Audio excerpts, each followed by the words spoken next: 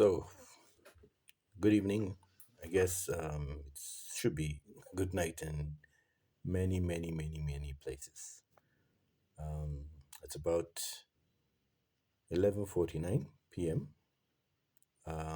Wednesday night, um, and I'm doing this presentation.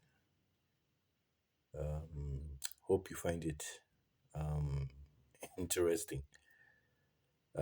From the logo, from the cover page, sorry, you're going to see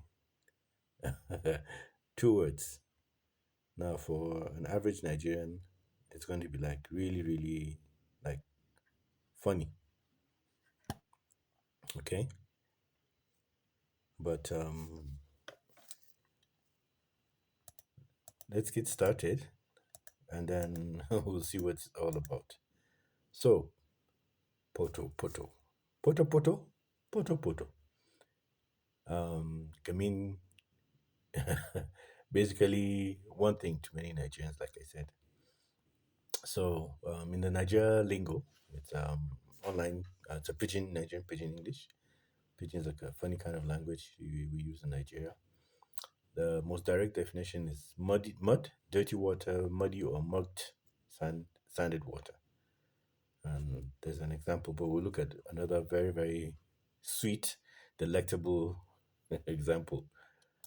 So, poto in Nigerian parlance is basically um,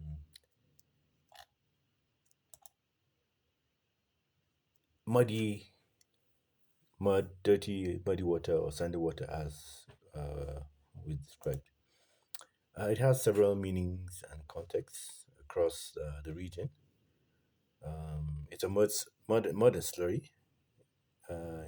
Lingala, Bambara, and various West Central African languages. It's descriptive of watery mud, wet clay, or mashed up slurry. It is also the historic name of a swampy, low-lying, frequently historic neighborhood in Brazzaville, in the Republic of Congo. In Jamaican patois, the term is used to describe ground or pathway that has become soft, sticky, and muddy due to heavy rainfall. Now get ready for this. For example, the rain make the ground poto poto. Aye man, boom baklak. So it's a term that cuts across quite a number of places, but quite a number of cultures. So it's a common descriptive term for anything wet, messy, and muddy. The etymology, um, it has many sources, but the one I know is the Yoruba potopoto, which means mud.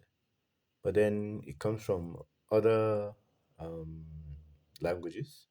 The Igbo have poto, dirt, morass, mud. You have it even in Ghanaian, in Diola, Bambara, which means mud. And so at least it's established. It has roots in West African languages, like we said, Yoruba, Igbo, which means mud or swampy dirt, showing up in the everyday usage of speech, especially in Nigeria. Now, where are we getting at? Remember, the name of this channel, or the mission statement of this channel, is to give a new face, to present mud, clay, earth, soil in a different perspective. Yes, we know mud is messy and inconvenient. Hygienically, it's a red flag. And then aesthetically and tactily, there are issues. But then we are seeing a rejuvenation. We're seeing a coming back home to mud. So is that why mud has that connotation? Poto poto. People sometimes use it metaphorically for something that's dirty, chaotic, or completely messed up. For example, your name is Mud. You're disgraced. Mudslinging, dirty personal attacks. Stuck in mud, stubborn or outdated. And clear as mud, confusing. Can't be as clear as mud. So that is why, we asked the question in the previous slide. Is that why? That is why mud carries a really, really not too friendly connotation. So contextually, negativity is strongest in environments where people value cleanness. Okay? Cleanliness, neatness, indoor living, and status signaling.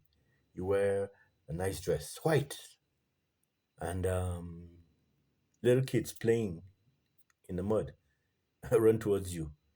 Man, I don't need to imagine what your reaction would be. So, in that sense, in those environments, mud is a no-no. But then there are places where mud is useful or unavoidable. For example, farming.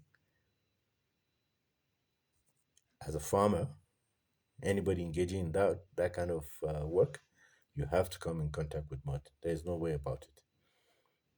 Then certain building traditional building techniques. Oh, I love this childhood play. And then therapeutic uses. Mud baths. Ever heard of that?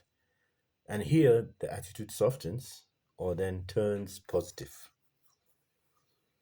Another way can consider it contextually is more cultural and practical than some deep innate hatred of wet mud.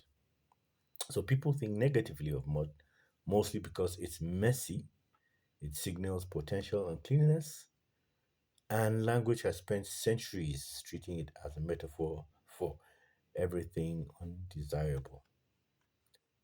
So, what is your um, perception? How do you feel? How does it make you feel? Mud, poto poto.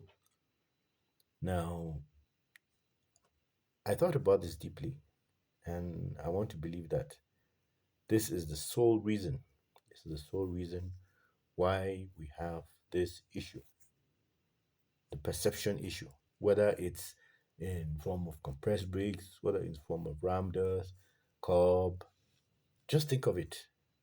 I believe very strongly this this line of thinking, whether unconscious, conscious or unconscious, has been the main reason why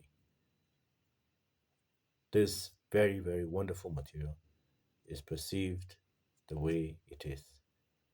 But hopefully, after today and going forward, I believe you will stop thinking of mud as poto poto.